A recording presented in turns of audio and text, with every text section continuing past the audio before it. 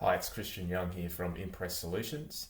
In this short video, we're going to walk through a learning from a recent incident, look at the incident, understand what happened, and more importantly, what does it mean for our own businesses and what can we take away to prevent this from happening at our own sites. So in brief, what's happened is, and you can see here on this photo, is that there were two people involved here. So one person was doing a pre-start on vehicle and another coal mine worker was positioned somewhere in between the racks and the rear of the light vehicle. When the coal mine worker who was performing the pre-start went to start the vehicle, they started it from outside the vehicle. Unbeknownst to them, it was in reverse, and upon starting, it is moved backwards and pinned the operator between the tray and the workshop shelving.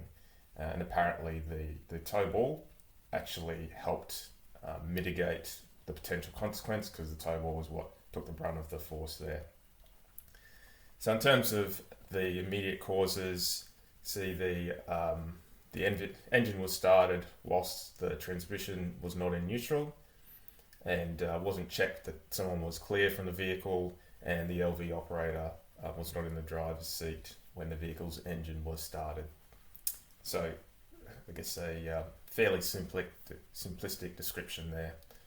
From the incident alert put out to industry, there were some recommendations here around training competency and authorizations, fundamental stability during pre-starts, and what you do when you're actually starting a vehicle. So my role here is not to interpret any of these actions and recommendations that were put out by industry, but hopefully these particular elements within your own business, you've already got them covered. So I think more importantly for me and for us is, well, what else can we learn from this type of incident? So, and I think that the thing here, which is probably prevalent in most businesses, is the hazard of vehicle to vehicle interaction in around workshop areas and vehicle to pedestrian interaction in around workshop areas, and maybe by extension warehouse areas as well. So it's not necessarily a constructed area with designated roadways and everything like that. It's more informal, and you've got light vehicles parking in different areas. So I think that's a learning there, and if we look at those learnings, then there's certainly some controls that we can be thinking about to ensure we've got in place, or ensure their adequacy and effectiveness. And so that's what's listed here in these next few slides. So from a design perspective, there's some higher level things here around parking areas being configured into the design and constructed, and they're designed in a manner that support fundamental stable parking for light vehicles. So should that scenario happen, let's say for example it does move backwards, is the construction of the parking areas, can they alleviate or mitigate that? Along with that design is, okay, it might be one thing to have parking areas, but are they in an area that actually makes sense for the flow of work that happens in that particular space? I'm sure we've all seen different controls put in place that have the right intentions but have no basis in practicality. So that's an interesting question there. Are there established pedestrian areas? Again, in those areas around workshops and warehouses, you have people moving into different locations for a variety of reasons. As much as possible, are we able to direct the flow of pedestrian traffic?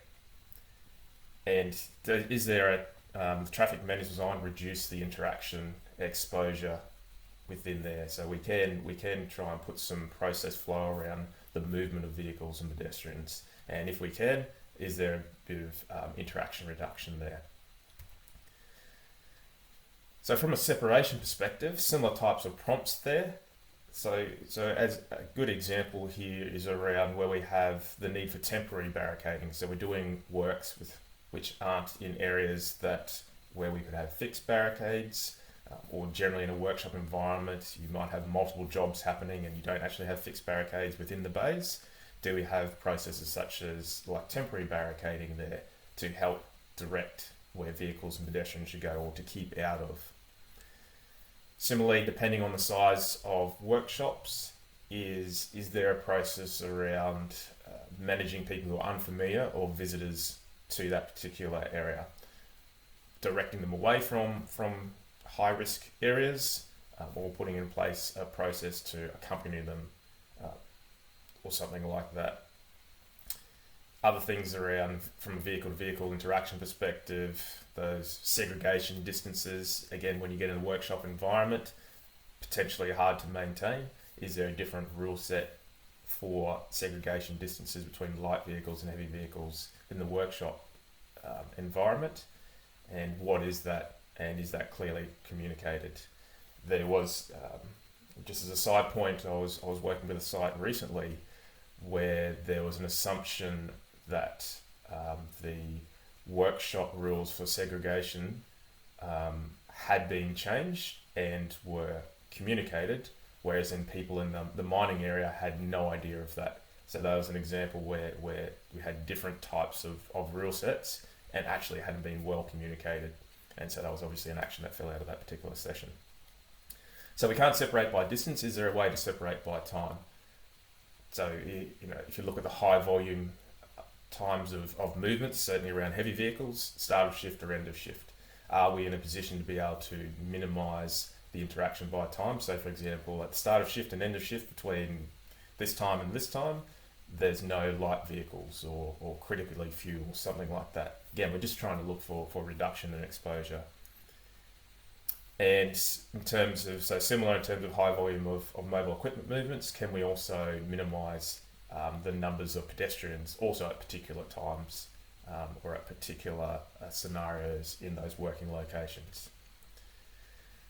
Moving down the tree from a control perspective, so administration controls. So do personnel use the controls for parking, segregation, pedestrian paths, etc.? So if you design those things in, are they actually being used? And if not, well, why is that? Because we're obviously drifting away, or that control's effectiveness is being reduced if we're not following those processes. So an area to explore. Similarly, are there any operating practices being let go over time that could be improved? So for example, people commonly park in an area which really isn't a parking area, but appears to be common practice. And that's one of those signs, I guess, of that drift into failure thing. We started here and we're slowly drifting over time. So is there an opportunity to be able to bring that back or manage that change? Workshop familiarisations, again, depending on the size and complexity of the workshop, may not be relevant. Maybe it is. But is there a familiarisation process? And the people who work in those areas, have they actually been familiarised? A bit of a training exploration there. If there isn't a familiarisation, or in addition to familiarisation, if a person who isn't familiar walks towards that area or walks into it, do they have clarity on where they can go and where they cannot go? Around the standards for the workshop, so is there a workplace inspection program or similar? So one, we know what our controls are or how it needs to be set up. What have we got in place to continually monitor? Is the workshop still set up that way? So for example, if parking bays are part of that inspection standard, do we actually go and check, are they still in place? Are they still effective? Are there any improvement opportunities there? And is that inspection program in some type of system or process that it continues on a regular basis, as opposed to being a form on a system somewhere that we may or may not utilise? So from a safety and health management system perspective, generally, again, this isn't a prescriptive list, but generally relative to the size of the business, you would expect to see some things within the safety and health management system. So for example, in the baseline risk assessment, if it met the materiality criteria, and for most sites, a vehicle-to-vehicle contact or collision would, and potentially vehicle-to-person interaction, has that been called out in the baseline risk assessment at a high level? It's been recognised, and there's high-level controls or strategies in place relative to that. Traffic management plan for workshop locations, so that thing that describes the flow or shows the flow of traffic within that area. There would be or should be a procedure which describes the movement of vehicles around site, either specific to that area or part of the greater collective. So movement of pedestrians, movement of mobile equipment, what are the expectations, control requirements, speed limits, parking requirements, segregation distances, all of that sort of stuff. So certainly there would be a procedure which which sets all that up. And the next point is around that would be backed up by a risk assessment. And that risk assessment would go through and look either at that location or across the site to say, okay, what are all of our interaction risks, where are they, and what are the controls we need to put in place to reduce the likelihood of us having an unwanted event. To support the inspection process, we would see the inspection form is in the system.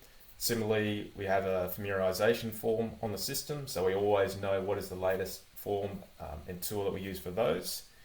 And talking about that barricading, temporary barricading, there would be some type of document which describes or defines the barricading standards which are in place, either particular to that area or across the greater site.